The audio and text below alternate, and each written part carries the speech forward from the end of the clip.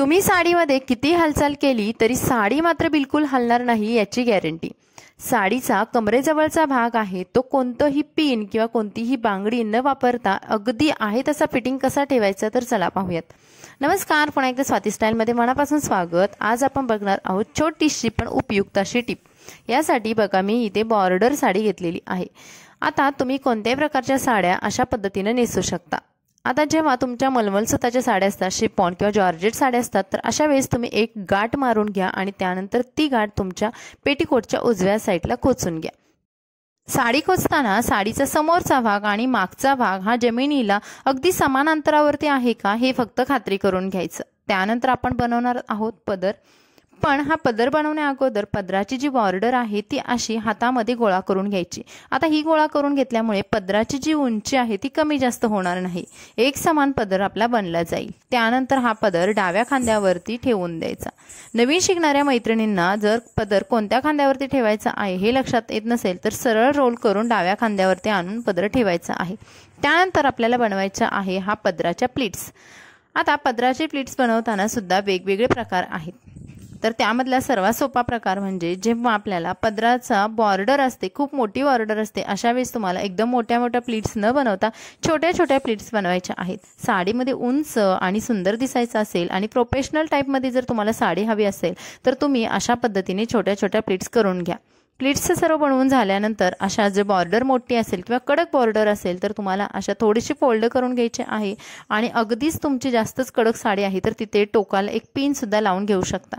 त्यानंतर साडी आपल्याला किती उंचीची ठेवायची आहे हे लक्षात घेऊन तिथून पदराच्या प्लीट्स बनवायला सुरुवात करा। यामुळे तुमचा साडी नेसण्याचा किंवा पदराच्या प्लीट्स बनवण्याचा टाइम सुद्धा वाचला जाईल आणि एकाच स्टेपमध्ये तुमचा पदर बनला जाईल। हा पदर बनवून झाल्यानंतर आपल्याला सिक्युअर करायचा आहे। पदर सिक्युअर करण्या अगोदर एक छोटीशी स्टेप करायची आहे। या सर्व बनवलेल्या प्लीट्स आहेत त्या अशा हातामध्ये गोळा करून घ्यायच्या आणि आपली बॉर्डर प्रॉपर दिसते की नाही समोरून हे चेक करून पुन्हा आपल्याला हा पदर सिक्युअर करायचा आहे।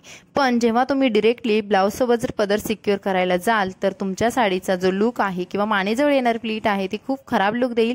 त्याऐवजी एक छोटीशी स्टेप करा, ती म्हणजे तुम्ही आतमधली जी प्लीट आहे किंवा जी मानेजवळ येणारी प्लीट आहे तर ती प्लीट पहिली एका छोट्या पिनाने सिक्युअर करायची आणि त्यानंतरच बाकीच्या राहिलेल्या प्लीट्स आहेत ते मागे जाऊन सिक्युअर करायच्या। पदर बनवून झाल्यानंतर आता बनवूयात कमरेजवळचा भाग, जो की आपल्या आजच्या व्हिडिओमधला सर्वात महत्त्वाचा पार्ट आहे। ब्लाउजवरती येणाऱ्या प्लीट्स आहेत त्या मी एकावरती एक न ठेवता थोड्याशा गॅपने ठेवलेल्या आहेत, म्हणजे थोड्या अंतर करून ठेवलेल्या आहेत आणि त्यानंतर बनवणार आहे कमरेजवळचा भाग। आता हा भाग एकदम टाईट व्यवस्थित फिटिंगमध्ये झाल्यानंतरच कमरेजवळचा भाग पूर्ण खेचून बनवायचा आहे।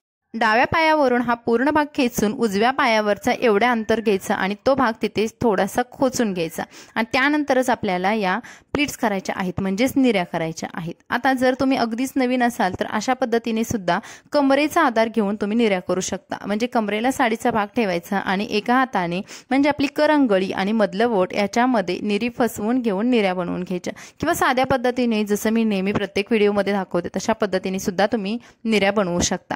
निऱ्या बनवताना सर्व निऱ्या एकसारख्या बनवायच्या आणि वरची जी निऱ्या आहे सगळ्यात वरती येणारी ती थोडीशी इतर निऱ्यांपेक्षा मोठी बनवून घ्यायची। बाकीच्या या सर्व निऱ्या हाताने छान गोळा करून घ्यायच्या आणि त्यानंतरच आपण जो कमरेजवळ खोचलेला डाव्या साईडला भाग आहे तो खोलून घ्यायचा। आता हा भाग मी खोलून घेतला आणि पुन्हा या निऱ्या सिक्युअर करायच्या। निऱ्या सिक्युअर करण्या अगोदर या सर्व निऱ्या एकावरती एक नाहीत ना याची खात्री करून घ्यायची, म्हणजेच प्रत्येक निरीमध्ये आपल्याला हाफ सेंटीमीटर एवढं अंतर ठेवायचं आहे। सिल्क साड्या किंवा काठपदराच्या ज्या साड्या असतात ज्यांचे काठ खूप कडक असतात अशा वेळेस तुम्ही ही टेक्निक वापरण्याऐवजी दुसरी टेक्निक वापरा। पण जेव्हा मलमल सुताच्या साड्या असतात त्यांना पिन ही वापरण्याची गरज पडत नाही आणि पटकन साडी परफेक्टली अगदी बसून जाते। आता तुम्ही बघाल इथे जे मी साडीच्या सर्व निऱ्या आहेत ते माझ्या व्यवस्थित बनलेल्या आहेत आणि पुन्हा मी अशा पद्धतीने या निऱ्या खोचून घेतलेल्या आहेत। पेटीकोटमध्ये बरोबर सेंटरला सुद्धा तुम्ही निऱ्या खोचू शकता किंवा थोडंसं तुमच्या उजव्या बाजूला सुद्धा निऱ्या खोचू शकता। आता डाव्या पायावरचा भाग कसा टाईट करायचा तर बघा, जो उरलेला आपला भाग होता किंवा जो आपण लूज सोडलेला भाग होता तो भाग आपण उजव्या हाताने उजव्या साईडवरून जेव्हा अशा पद्धतीने खालून ओढून घेऊ शकतो आणि जोपर्यंत माझ्या डाव्या पायावरचा गुडघ्यापर्यंतचा भाग साडीचा टाईट होत नाही तोपर्यंत मी हा भाग खेचून घेतला। खेचून घेतल्यानंतर तुम्ही बघाल अगदी फिटिंग साडी झालेली आहे आणि हा खेचून घेतलेला भाग तिथे स्टक न करता माझ्या ज्या निऱ्या खोचलेल्या आहेत त्यांना कव्हर केलेला आहे। आता या टेक्निकमुळे तुम्हाला एक्स्ट्रा एखादी पिन वापरण्याची गरज पडत नाही, म्हणजेच तुमचा हा खेचलेला भाग आहे तो सुद्धा आणि निर्या सुद्धा एकाच पिनाने सिक्युअर होणार आहे। त्यामुळे या जो भाग आहे तो एकदम टाईटमध्ये राहतो आणि तुम्ही किती फिराल, कितीही तुम्ही अगदी डान्स कराल किंवा रनिंग सुद्धा साडीमध्ये कराल तरी सुद्धा तुमची साडी बिलकुल हलणार नाही आणि कमरेजवळचा भाग आहे तो तर अगदी टाईट आहे तसा राहील। आता तुम्हाला मी एकदम इथं व्हिडिओमध्ये दाखवलेला आहे बघा, माझा कमरेजवळचा भाग किती फिटिंगमध्ये आलेला आहे।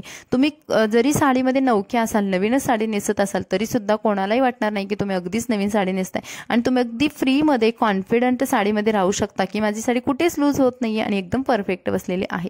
तर मैत्रिणींनो, कसा वाटला हा व्हिडिओ कमेंट्समध्ये नक्की सांगा। व्हिडिओ आवडला तर प्लीज लाईक करा आणि आपल्या चॅनलला नवीन असाल तर सबस्क्राईब करायला विसरू नका। हा व्हिडिओ तुमच्या फ्रेंड्स फॅमिलीमध्ये सुद्धा नक्की शेअर करा। ज्या मैत्रिणींना हा व्हिडिओ विषयी काही टिप्स माहिती नसतील त्यांना सुद्धा माहिती होईल। आणि चला भेटू अशाच नवनवीन व्हिडिओसोबत, तोपर्यंत तुम्ही मस्त राहा, खुश राहा आणि नवीन शिकत राहा। Bye bye.